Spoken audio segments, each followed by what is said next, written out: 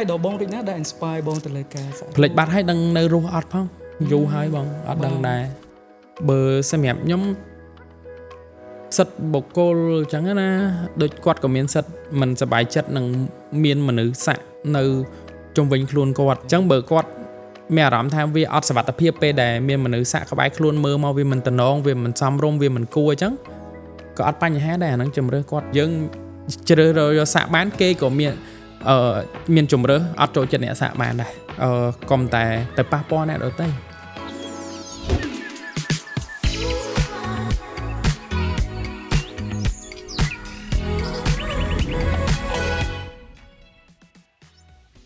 អូខេសូមគ្រប់ជំរាបសួរប្រិយមិត្តអរគ្នាសូមស្វាគមន៍មកកាន់កម្មវិធី Live Studio ដែលជាកម្មវិធីយើងធ្វើការនិយាយតាក់ទងជាមួយនឹង podcast ហើយថ្ងៃនេះគឺមានកិត្តិយសខ្លាំងមែនទែនដែលបានជួបជាមួយនឹងបងប្រុសជំរាបសួរបងជំរាបសួរបងជំរាបសួរបងប្រុសអធិការដែលថ្ងៃនេះបងប្រុសនឹងធ្វើការចូលមកកាន់ podcast របស់យើងដើម្បីធ្វើការនិយាយតាក់ទងជាមួយប្រធានបទ Cambodia Invest បងបាទបងបាទអញ្ចឹងបងតាក់ទងជាមួយនឹងមុននឹងចាប់ផ្ដើមក៏ចង់ដឹងតាក់ទងជាមួយនឹងប្រវត្តិបងខ្លះបាទមុននឹងយើងចូលទៅដល់កម្មវិធីដែលស៊ីជម្រៅក៏ដូចជាក្តៅតែម្ដងបាទអញ្ចឹងបងដោយសារតែធ្លាប់តែលើគេហៅបងថាអធិការបងអធិការតើឈ្មោះបងពិតនៅខាងក្រៅខ្ញុំឈ្មោះពិតឈ្មោះឧត្តមបងឧត្តមបាទឈ្មោះឧត្តមចុះតាក់ទងជាមួយនឹងអធិការតើបងជាអ្នកជ្រើសដាក់ខ្លួនបងឬមួយក៏ខាងបងប្អូនសាច់ញាតិឬមួយក៏ពីណាខ្ញុំដាក់ខ្លួនឯងបងដាក់ដើម្បីតាក់ទាញចំណាប់អារម្មណ៍ងាយស្រួលក្នុងការស៊ីឲ្យគេងាយស្រួលចាំអញ្ចឹងណាដែលថាដាក់ដំបូងហ្នឹងគឺយើងបកគោលធម្មតាទូទៅទេតែគ្រាន់ដាក់យកលុយគេលោធ្វើការទៅគេស្រួលចាំគេឆាប់នឹកឃើញអញ្ចឹងបាទទៅ unique ខ្លាំងមែនតើបងបាទបើដៅឧត្តមគេសួរថាឧត្តមណាអញ្ចេះវាអត់មាន signature ចំនួនហ្នឹងក៏អត់មានសាក់ដែរបើថាឧត្តមសាក់ច្រើនអាហ្នឹងគេចាំតែចំនួនមកអត់មានសាក់ឯមានឈ្មោះអញ្ចឹងអតិកាគេសួរចាំបាទ nickname ទៅបងឮគេហៅថាATK ពាក្យកាត់អតិកាអញ្ចឹងបាទបងអូយ unique ខ្លាំងមែនតើបងចឹងបងតាក់ទងជាមួយនឹងសប្តាហ៍ថ្ងៃនេះក្រៅពីអាជីពបងជាអ្នកផលិតវីដេអូក៏ដូចជាអ្នកផលិតមាតិកាតើបងមានអាជីពនៅខាងក្រៅផ្សេងទៀតយើងរកស៊ីតិចតួចខ្ញុំមាន streetwear brand ដែលមានឈ្មោះថា Patron អញ្ចឹងយើងមានជាស្លៀមពាក់ដូចពីមុនមកខ្ញុំធ្វើតែអាវទេតែឥឡូវយើងអាប់ដេតវាទៅមាននាការមានខ្សែដៃមានលីអូមានខោនៅ season ក្រោយដែរយើងនឹងដាក់លក់នៅក្នុង app Wonderpass ដែរបាទពិតជាពិសេសមែនតើបងតែសម្រាប់ Patron តើ Patron មានន័យថាមិនដេចដែរបងPatron ហ្នឹងវាស្មើវាន័យរៀងធំតលេជាងហៀឬក៏មេបន្តិចវាថាវាដូចពាក្យ boss វាហ្នឹងហើយរបៀបថាវាដូចពាក្យមេអញ្ចឹងតែវាខ្ពស់ជាងមេតែវាក្រុមព្រះជាម្ចាស់វាដូចថាឥឡូវboss god តែ patron ហ្នឹងវានៅចន្លោះកដាលនេះវិញវាធំជាងមេបំផុតមេផុតលេខវាសឹងថាដូចជាព្រះជាម្ចាស់តែក្រុមព្រះជាម្ចាស់មួយគឺ patron ហ្នឹងអត្ថន័យនៃពាក្យpatron ហ្នឹងតែពាក្យហ្នឹងជាភាសាអង់គ្លេសឬមួយក៏ភាសាផ្សេងដែរខ្ញុំមើលរឿងPablo Escobar ហើយគេហៅ Pablo Escobar ហ្នឹង patron អញ្ចឹងណាដូចហៀគ្រូអីចឹងបងអីចឹងរបៀបអញ្ចឹងអញ្ចឹងខ្ញុំមើលរឿងហ្នឹងហើយ inspire មកដាក់ patron ដែររៀងងាយស្រួលប្រកបអ្នកគ្នាយើងគាត់អង់គ្លេសល្មមក៏អាចប្រកបពាក្យហ្នឹងចេញដែរស្រួលប្រកបហើយខុសតិចតួចក៏អត់បញ្ហាដែរសំខាន់ឲ្យតែទិញអាវ patron ពេកអូខេចឹងបើដោយសារតែពាក្យហ្នឹងក៏ស្ដាប់ទៅ unique ដែរអញ្ចឹងបើខ្ញុំទៅសារថាបងតាក់ទងជាមួយនឹង branding សូម្បីតែឈ្មោះបងក៏ដូចជាឈ្មោះនៃផលិតផលរបស់បងក៏អាចថាបងបកកែក្នុងការខ្ញុំយកឃើញថាឈ្មោះវាសំខាន់ណាស់បងអញ្ចឹងឈ្មោះយកថាសំខាន់អញ្ចឹងខ្ញុំភាគច្រើនអត់សូវរនឹកយូរទេបាទអាណាផុសមកកាន់តែលឿនយកអាហ្នឹងហើយអត់សូវរនឹកយូរពេកទេព្រោះតែរនឹកយូរពេកវាបែកឆ្វេងវាចេញជា stack ធ្វើអីអត់ចេញវិញអញ្ចឹងអាណាមកចូលខួរក្បាលយើងជាងគេអាហ្នឹងហើយជារបស់ដែលយើងគិតដល់មុនគេដែលមកលឿនហ្នឹងចានៅយូរហ្នឹងបានន័យថាវានៅឆ្ងាយណានាំយើងទៅដល់ដូចគ្នាអញ្ចឹងអញ្ចឹងពីច្រើនលឿនងាយស្រួលបាទមួយទៀតបងតាក់ទងជាមួយនឹងអាជីពរបស់បងវិញតើតាំងពីតូចមកបងដែលសម័យថាបងនឹងខ្លាយទៅជាអ្នកផលិតវីដេអូក៏ដូចជាបងខ្លាយទៅជាថាបនិកនៃអីមួយអញ្ចឹងទៅបើខ្ញុំអត់សម័យអីទេខ្ញុំដឹងថា không bằng hiến chẳng thơ cụ bằng hiến chẳng ấy chẳng trong thơ cụ riêng với bố bà chẳng thơ cụ bằng hiến hay có tòa bị cụ bằng hiến mắc cứ nâng trà chẳng thơ nâng trà là nó thế miền pi nâng tình mối cụ bằng hiến là nâng trà nó việc đó ai tờ hối cho tay nó bản dân đạo việt tí pi nâng trà nó á hay tình mối món cứ cụ bằng hiến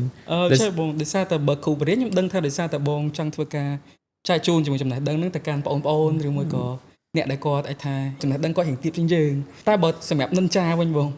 nâng cha cái thao việc trà việc việc là hồn chẳng nhưng mẹ làm thế lôi bà lôi đồ cả ấy khoạch vậy chẳng bà bông bật chim sa nhưng mà nó khơi vào YouTube tờ bịt bờ nhóm bịt tốt nhưng thọp khơi chẳng khai luôn thì chia xa tôi mới có đà phim vô nó mua đà ra trong việc nhưng cái tham mau bị sách hướng để dương man mơ tại bị chờ nè đôi cầm mỏng đấu lâu với thật bàn tay như mẹ làm tha chồng mê cầm mỏng đâu cầm mỏng lơ cầm mỏng đâu nâng tiết viêm hật lâu thì té ọt bàn cho tập banh ấy để mê cầm mỏng đấu cái này hiệp master plan cầm mỏng đâu cho hơi đó chứ nó tranh mê sơi lồi nâng trái từ ấy tại như những tôi mê cái mê nó nã nơi tới té dương nít khuỵch clip ở đó assassin năng ngày lâu ok chân mấy những ban số bóng tại tôn chỉ mùi nâng chip bao bông bạn lời ní ở trong số bóng tại tôn chỉ mùi nâng bảo vọt này ca xạ rụp một đồng bà để sao tờ viết là thích khniêm chỉ mùi nâng cảm thấy bà bông bà chân bóng tại tôn chỉ mùi nâng ca xạ đầm bông bảo bóng bông sả lạnh chỉ mùi nâng ca xạ rụp nơi bên nào đại bóng nhưng sả lạnh dù quay bà tay bữa xua bên á phải chỉ bạn đăng cho ba tế hay đời xa nhưng cho hip hop chẳng nhưng mơ hip hop tặng đàm mà chẳng vì miền sạ miền ấy chẳng nè chẳng dừng mơ ấy inspiration năng ngay bà chẳng chả vọc thọ bò tê vì chiệp châu nông ta say chiêm dừng tới chả tam cái tam ai chẳng bà ai đồ bông rồi đã inspire bông từ lời ca lịch bát hay đăng nơi ru art không dù hay bông art đăng đài bà art đài bàn chạp rầm đờ xạ tới một đồ bóng nhưng sẵn xạ chẳng kế nhưng mà trong miễn xạ lời luôn hay nhưng trong ta xạ có bá hay nơi bạp đầy này thế bà chả tao mà tiết cô chả real bên luôn đôi chừng ngư chẳng thlop mấy phép mà nè đa vậy đại bông với phụ ta bắt tay nhung con sẵn lạnh này cả xạ được nhiều bà ta còn ta thom đa bông người ta mình cả ta khá để sao ta khang khổ xa sẵn công càng nghe bao giờ càng ấy chớn bà xà lá dương khác có nơi hiện lại có tới xã tại ấy vì quả mưa đai ba ta còn ta tí nhưng mình sầm nổ mùi cho ngợi bọn thầy cả bắt đợi vài chứ bà ta chắc cho bọn để sao ta mà những dương vậy tại toàn chỉ muốn năng ca xã có đôi chia bọt này ca xã bỏ bông bà trong đăng ở trong ấy bông thưa ca phèm tích tha ở ta muôn pe để bông xã có đôi chỉ còi pe để bông xã bông miên rắm tha mùi nát chỉ dường chẳng á bông tập bắt môi na có chế nhóm này còn tha dương plap đâu chắc hội say rồi có play để dương đa từ trùng na thì mùi na cái chế nhóm mà tôi nhóm mình xác có nhóm này nhóm internet nhóm là ngày hay lấy con này chế nhóm còn này nhóm chơi do play để miễn sạc pin luôn chẳng tới hay lượng món việc toàn đọc p để nhóm chơi play sạc pin luôn rồi xa ở dương miền cả ta ca nghe để thử vì ai sai phịch bị cá xạ bao giờ chẳng dương mùi xanh lẹ xanh chẳng từ ta lấy cái ta càng nghi dân ớt bát tế cái ta khổ xa có ớt bát cái ta sẵn công có dân ớt bát chẳng nhưng cái ta việc của ta đọc khục khoán để nhông chỉ nhóm nữ vì thay mùi tiết bà xem trai vòng ok vòng để sao ta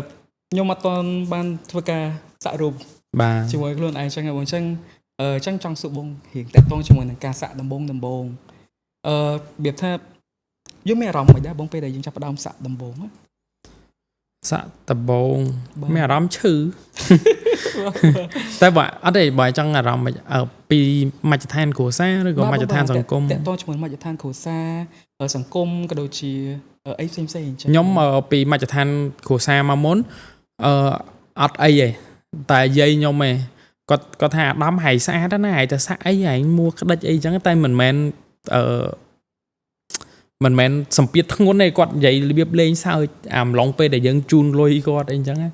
dân hỏi lối cảnh cái đất chẳng hay xa tới hay xa đó này xa chẳng bo ngày này chơi mua cho pi vậy ta xa ấy ôi anh xa chạy nè តែមិនមែនរបៀបគាត់នេះអីទេចាញ់មកទាំងស្នាមញញឹមគាត់ដែរដោយសារយើងមានគោលចំហច្បាស់លាស់ក្នុងការសាកហើយមូលហេតុអីចឹងទៅចឹងគាត់ក៏យល់ដែរតែធម្មតាគាត់ចាស់គាត់ចេះតែជេរចៅគាត់តែអត់អីទេតែបើម៉ែឪខ្ញុំអត់អីទេគាត់ថាសាក់កុំឲ្យសាក់មុខស្អែកឡើងសាក់មុខក៏ដោយចុះ plan យើងទៅមុខហើយនោះបាទសាក់ទៅនឹងរបៀបថាបើសិនភាសាសម្បាច់គេថាយើងផ្កើនគាត់តែប៉ុន្មានផ្កើនទេដោយខ្ញុំមុនក្រោយហ្នឹងគាត់មកប្រាប់ចំសាច់រឿងរបស់ខ្ញុំហ្នឹងគាត់មិនមែនផ្កើនទេខ្ញុំច្រឡំគាត់មកទៅខ្ញុំមិនមែនផ្កើនទេវាគ្រាន់ថាគាត់និយាយចំពេលដែលខ្ញុំរៀបនឹងទៅសាក់បាទតែប៉ុណ្្នឹងវារឿងចៃដន្យបាទបងអាចថាគាត់ទីទុកមុនដឹងហ្នឹងហើយគាត់បង្ការហើយគាត់ចេះនិយាយចោលក្នុងនាមជាអាណាព្យាបាលគាត់ចេះការពារយើងកុំឲ្យធ្វើអីលើសលប់ពេកអញ្ចឹងណាអញ្ចឹងយើងក៏ស្ដាប់គាត់ដែរអញ្ចឹងយើងសាក់បន្តិចទៅមួយសំណួរទៀតបងដោយសារតែ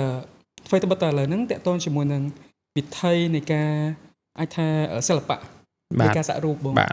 អាចថាឥឡូវហ្នឹងគឺទូលំទូលាយជាងមុនច្រើនមែនតើតែគ្រាន់តែយើងនៅមានអាចថាប្រជាជនយើងខ្លះគាត់នៅតែអាចថាមានផលអវិជ្ជមានក៏ដូចជាការគិតទៅលើការសាក់រូបអញ្ចឹងបងអាចផ្ដល់និយមន័យនៃការសាក់រូបក៏ដូចជាសិល្បៈនៃការសាក់រូបបានទេបងបើសម្រាប់ខ្ញុំសិទ្ធិបុគ្គលអញ្ចឹងណាដូចគាត់ក៏មានសិទ្ធិមិនសប្បាយចិត្តនឹងមានមនុស្សសាក់នៅជុំវិញខ្លួនគាត់អាហ្នឹងជំរឿរបស់គាត់អញ្ចឹងគាត់ដកខ្លួនទៅគាត់មិនព្រោះជំរឿរបស់គាត់អញ្ចឹងគាត់អត់ចូលចិត្តក៏យើងមិនទៅបង្ខំឲ្យគាត់ចូលចិត្តបានដែរត្រឹមត្រូវបងអញ្ចឹងបើគាត់មានអារម្មណ៍ថាវាអត់សុវត្ថិភាពពេលដែលមានមនុស្សសាក់ក្បែរខ្លួនមើលមកវាមិនតំណងវាមិនសមរម្យវាមិនគួរអញ្ចឹងក៏អត់បញ្ហាដែរអាហ្នឹងជំរឿគាត់ធ្វើមិនបើគាត់អញ្ចឹងហើយខ្ញុំក៏អត់ជំរុញឲ្យអ្នកនរគ្នាមកបកមកស្រឡាញ់សាក់អីចឹងដែរព្រោះធម្មតាដូចខ្ញុំអ្នកស្រឡាញ់ខ្ញុំស្រឡាញ់ឯងបងឯងអត់ស្រឡាញ់អត់ទេធ្វើមិនខ្ញុំមកទាញឲ្យមួយថ្ងៃមកស្រឡាញ់អ្នកសាក់ដែរមិនកើតមិនអញ្ចឹងជំរឿរៀងខ្លួននៅម្នាក់មកចឋានរៀងខ្លួនកុំតែទៅប៉ះពាល់អ្នកដទៃដូចថាឥឡូវឧទាហរណ៍ខ្ញុំមានសាក់បងអត់សាក់បងមក complain ខ្ញុំហើយទៅដាច់ខាតត្រូវទៅលុបសាក់ចេញហើយដាច់ខាតត្រូវតែចុះ1ចុះ2មិនកើតអញ្ចឹងមានតែអង្គុយកៅអីរៀងខ្លួនទៅហើយឲ្យអង្គុយកៅអីដោយមានផាសុខភាពរៀងខ្លួនទៅគឺសុខសប្បាយហើយបាទបងបាទថាវាគឺជាសិទ្ធិបុគ្គលបាទសិទ្ធិបុគ្គលយើង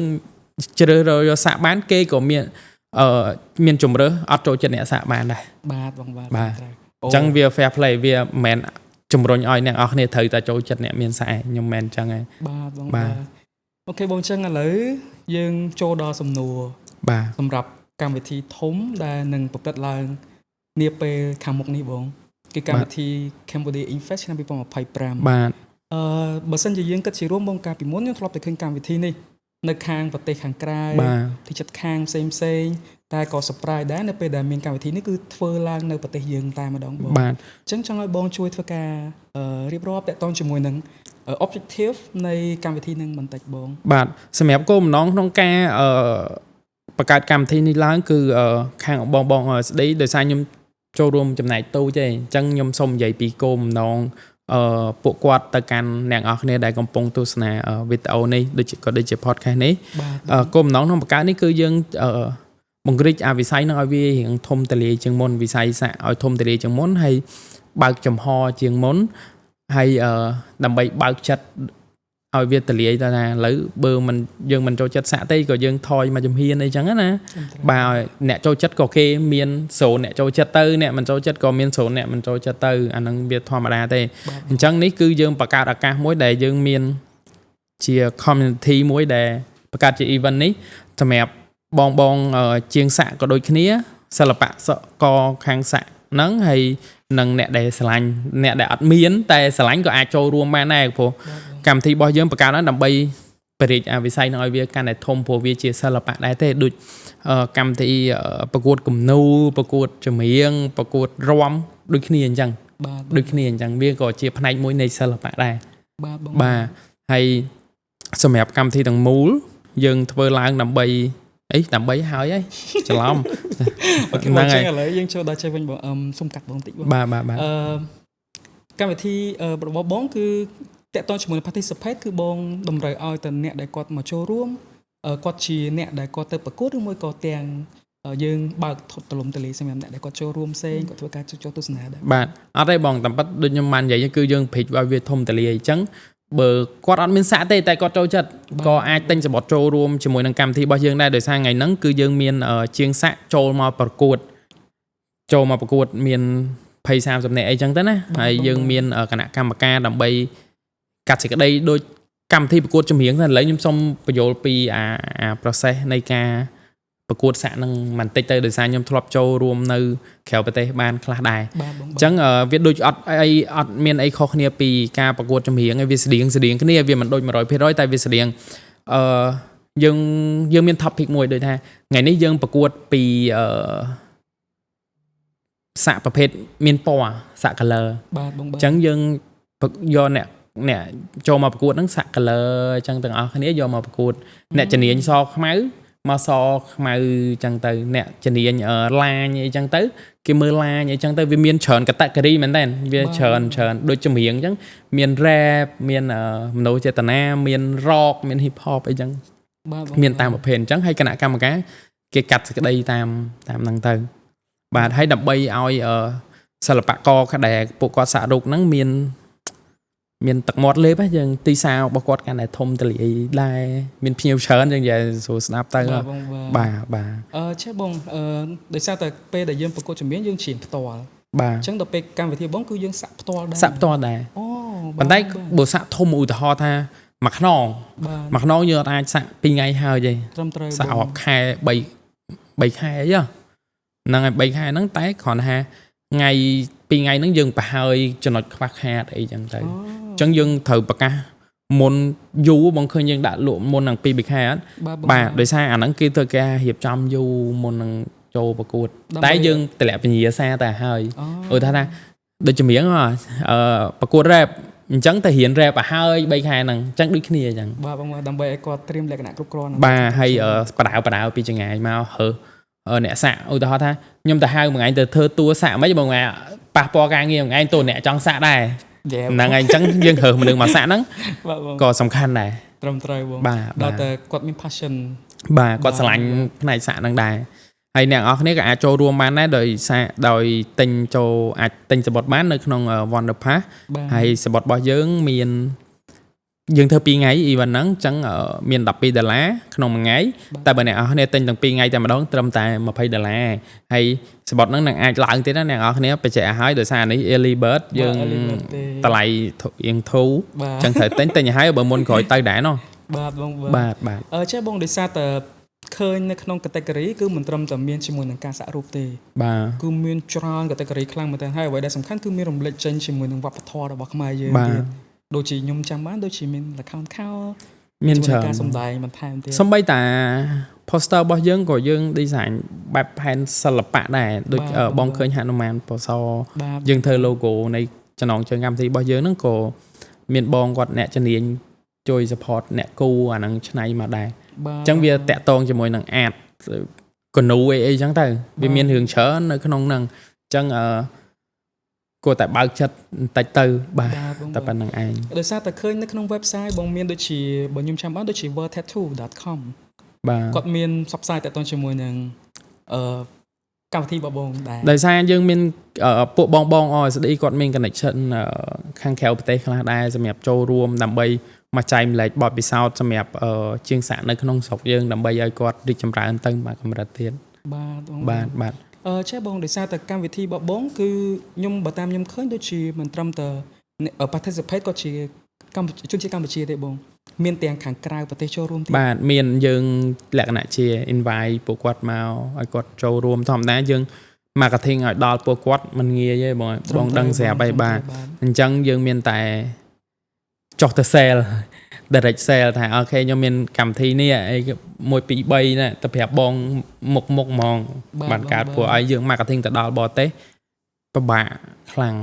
បាទបងអញ្ចឹងមាន direct sale ចឹងជាដោយសារតែកម្មវិធីនៃការប្រកួតឈ្មោះថាកម្មវិធីនៃការប្រកួតសាក់មែនប៉ុន្តែជាក់ស្ដែងនៅខាងក្នុងហ្នឹងក៏មានជា concert យើងមាន artist ជាច្រើនរូបសម្រាប់ទៅកដោអារម្មណ៍ពុកម៉ែបងប្អូនដែលចូលរួមទស្សនាយើងអត់ឲ្យ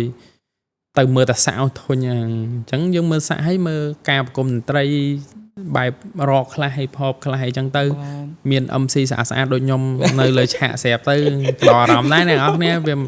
ព្រោះកម្មវិធី2ថ្ងៃឯងព្រឹកទៅយប់វាយូរដែរ ត្រឹមត្រូវ បាទ បងត្រឹម យូរ ត្រូវពីព្រោះតែធម្មតាយើងត្រូវតែមានអីថ្មី ក្តោបអារម្មណ៍ ក្តោបអារម្មណ៍ បាទ ផ្លែរហូតបងអញ្ចឹងបងកម្មវិធីហ្នឹងគឺចាប់ផ្ដើម direct ដំបូងគឺយើងសាក់ជាប់រហូតឬមួយក៏យើងមានម៉ោង break យើងតែជាងសាក់ហត់សម្រាប់ទៅ សម្រាប់ បាទយើងមានទៅហាមឃាត់អីសំខាន់ឲ្យតែការងារហើយ បាទបងបាទ បាទព្រោះសាក់ឈឺធម្មតាកន្លះម៉ោងដល់ពួកគាត់ប្រេងម្ដងហើយ break សិនហើយបង បាទព្រោះចុកចកេះចុកដៃចុកខ្នងហើយយើងអ្នកឲ្យគេសាក់ហ្នឹងក៏វាឈឺដែរអញ្ចឹង ត្រឹមត្រូវ ត្រូវការពេលដងហើមដែរ តែការសាក់ហ្នឹងបងយើងសាក់ជាក្រុមឬមួយក៏យើងសាក់ជាលក្ខណៈ យើងមានលក់ជា boot សម្រាប់សិល្បករខាងសាក់ជាងសាក់ហ្នឹងណា បាទបង យើងមានជា boot ឲ្យពួកគាត់ម្នាក់មក boot ម្នាក់មក boot មក boot ម្នាក់ពីរនាក់អីចឹងទៅតាមហាងរបស់គាត់នីមួយៗ បាទបងបាទ បាទអាហ្នឹងគេហៅអីគេភពមួយផលិតផលមួយគេធ្វើរដងមាន boot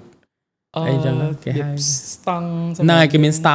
ង់របៀបអញ្ចឹង បាទបងបាទ អញ្ចឹងខ្ញុំនិយាយប៉ុណ្ណឹងខ្ញុំអត់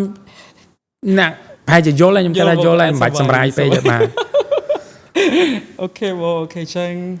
បងមានអីបន្ថែមទៀតទេបងតើតើជាមួយនឹងកម្មវិធី Infest ពីខ្ញុំទៅខ្ញុំសុំថែមបន្តិចទៀតគឺ